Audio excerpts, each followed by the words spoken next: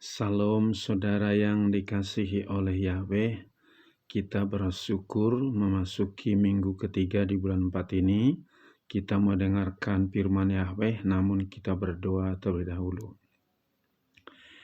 Bapa di dalam surga yang kami sembah dalam nama Yesus Hamasiah, hati kami penuh rasa syukur kepadamu atas pertolonganmu, penjagaanmu, perlindunganmu, kami ada sampai hari ini. Terima kasih Bapa, saat ini kami mendengarkan firman-Mu, Roh Kudus urapi kami, agar kami dikuatkan, diteguhkan dalam firman-Mu. Kami sambut firman-Mu dalam nama Tuhan Yesus kami berdoa, haleluya, amin.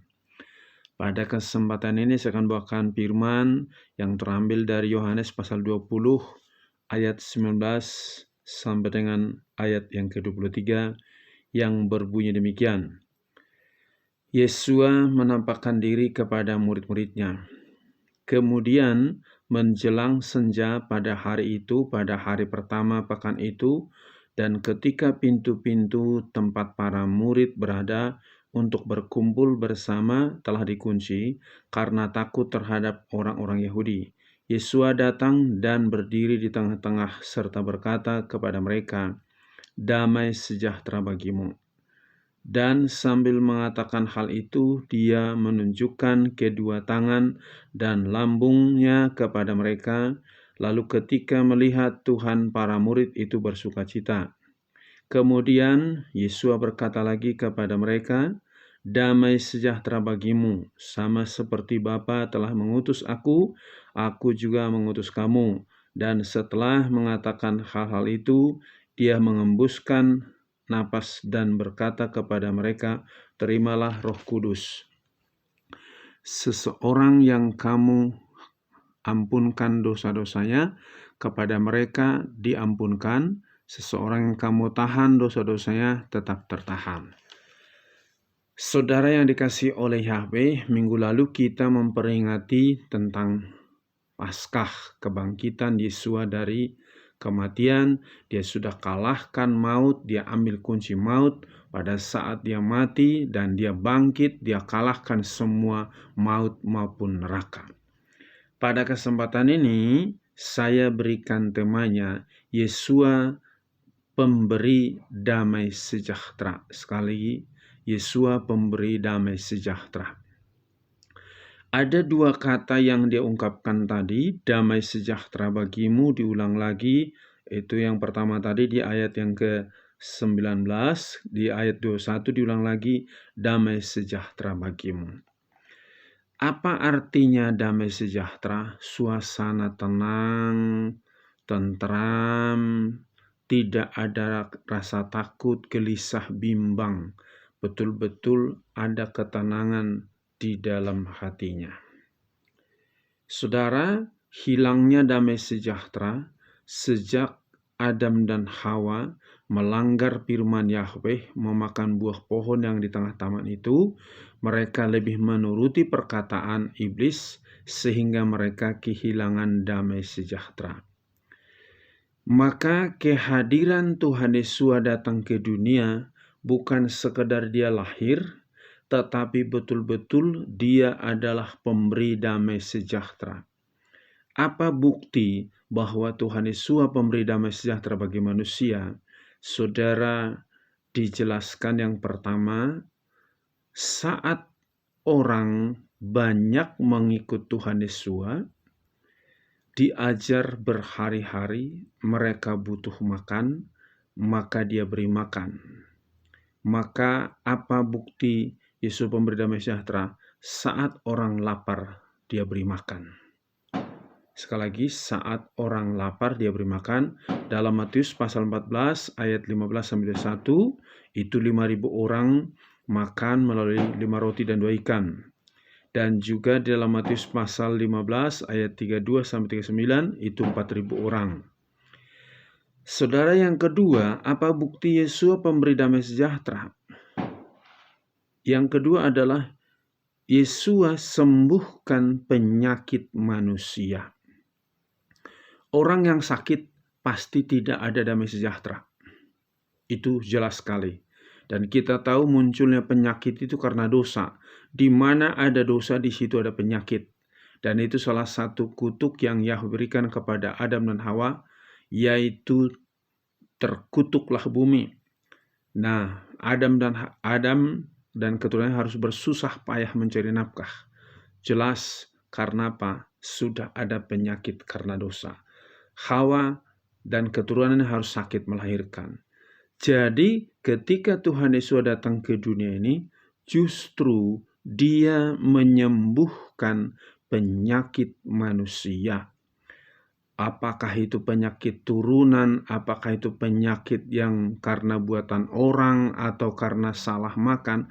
Kalau engkau menerima Tuhan Yesus, maka semua penyakitmu disembuhkan. Itu dalam Matius 14 ayat 13-15. Ketika dia melihat orang sakit itu, dia sembuhkan semua orang sakit itu. Jadi apapun penyakitmu saat ini, pasti engkau tidak damai sejahtera.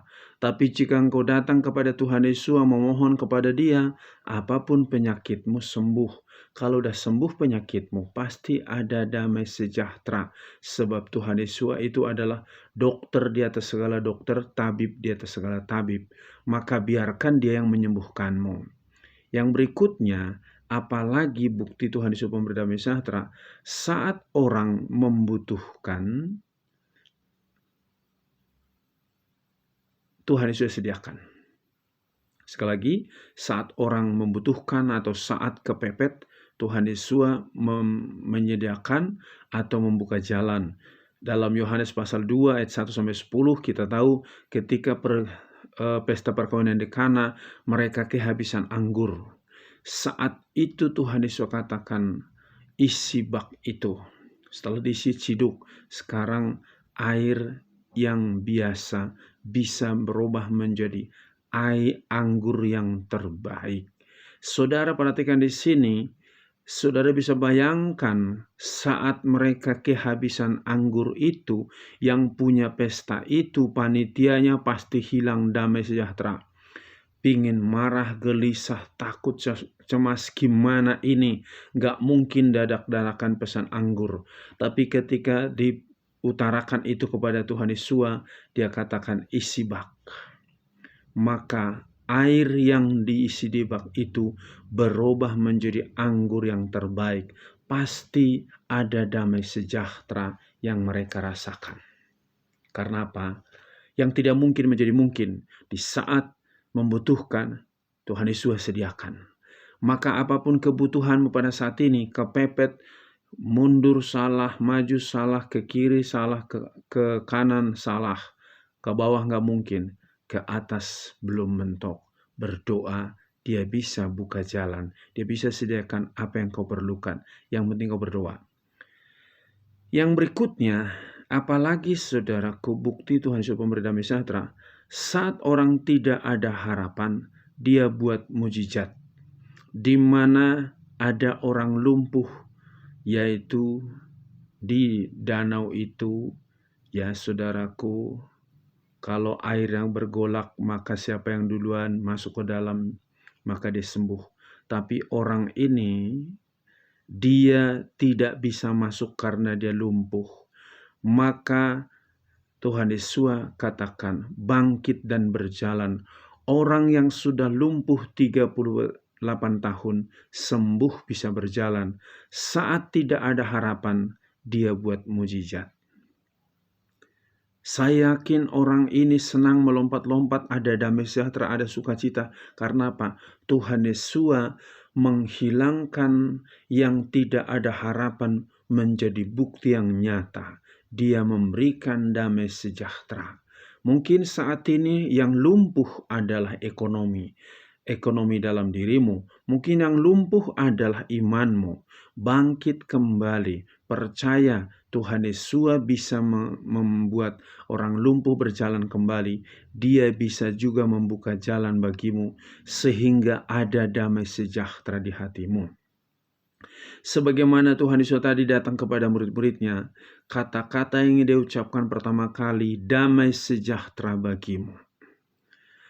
Maka pada kesempatan ini juga, kalau engkau merasa dirimu, aku banyak dosa, aku banyak kekurangan, saudaraku yang dikasihi oleh Yahweh, Saat manusia berdosa, Tuhan Yesus menebus dosa manusia, bahkan membenarkan manusia, memberikan jaminan hidup kekal bagi manusia di dalam 1 Korintus pasal 15 ayat 55 sampai 57. Kalau dosa kita sudah diampuni, pasti ada damai sejahtera. Di mana ada dosa, di situ ada ketakutan, kecemasan, kebimbangan, ada rasa malu. Tapi di mana dosa dihapus, di situ ada damai sejahtera, ada sukacita, ada ketenangan.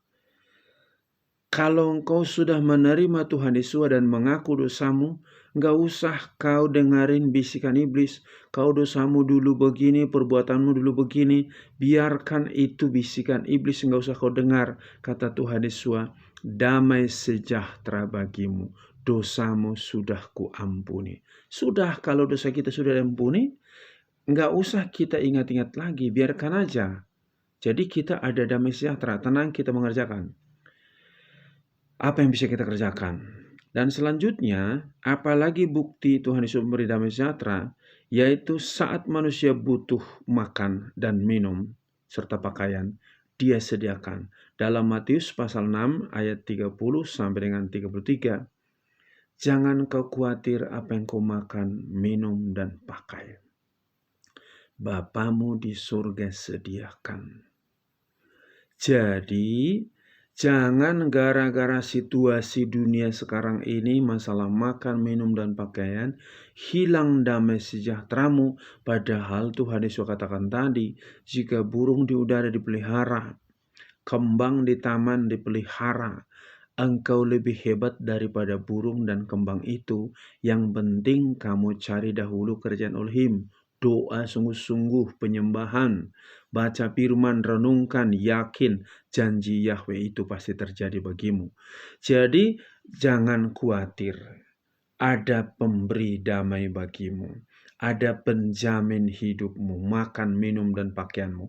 Kalau engkau yakin Dia menjamin makan, minum, pakaianmu, tentunya hatimu tenang, damai, nggak perlu gelisah.